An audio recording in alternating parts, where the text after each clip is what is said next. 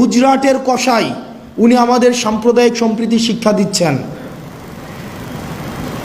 ভারতে বসে আমরা আপনাদের কাছে একটা জিনিস জানতে চাই, যেই 626 জন ক্যান্টনমেন্টে বন্দী ছিল তাদেরকে কিভাবে ভারতে পালিয়ে যেতে সহায়তা করা হয়েছে এবং তাদের পিছনে কারা রয়েছে। আপনারা নিজেরাই দেখেন, আমরা এই বিষয়গুলো জানি। এই বিষয়গুলো 5ই আগস্ট পূর্ববর্তী পুরো সময়টা আমরা এই ঘটনার একদম সাথে আমাদের সরাসরি সম্পৃক্ততা ছিল। মিড রেঞ্জের যে অফিসারগুলো ছিল এবং সৈনিকরা ছিল, কোর্ট মার্শালকে সামনে রেখে জেনারেলের বিরুদ্ধে গিয়ে তারা ছাত্র জনতার পক্ষে রাস্তায় নেমে এসেছিল।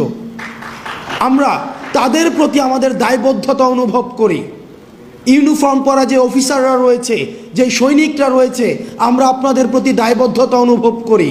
আপনাদের দায়বদ্ধতার জায়গা থেকে আপনারা নিশ্চিত করবেন যে এই 626 জন যারা এই ফেসিবাদের অ্যানাবলার ছিল, কোলাবোরেটর ছিল, এই ফেসিবাদের যারা পৃষ্ঠপোষকতা দিয়েছে, যারা এই ফেসিবাদকে ডালপালা আকারে মহিরূপে গড়ে উঠতে সহায়তা করেছে, তাদেরকে কারা সীমান্ত পাড়ি দিয়ে আজকে ভারতে একটা সেফ এক্সিট করে দিয়েছিল, আপনারা সেই বিষয়টিকে নিশ্চিত করবেন।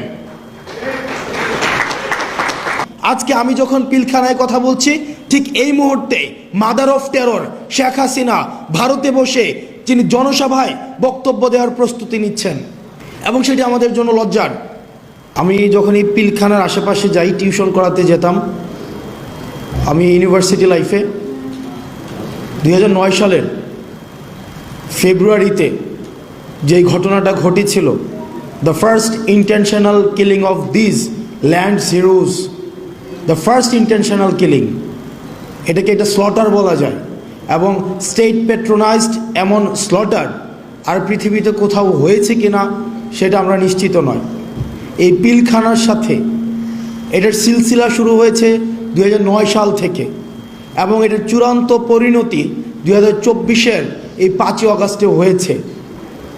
দুঃখজনক, এতদিন পরে এসেও আমরা পিলখানা, এই যে হত্যাকাণ্ডটা হয়েছে সেটাকে ইউফেমিস্টিকভাবে এটাকে কি বলা হয়েছিল, বিডিআর বিদ্রোহ।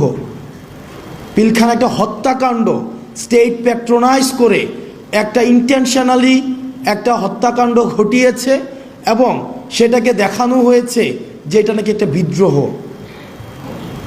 আমার বয়স 27 বছর, আমি তখন ক্লাস 5-এ পড়ি যখন এই ঘটনাটা হয়। এখনও পর্যন্ত এই যে কফিনের যে দৃশ্যটা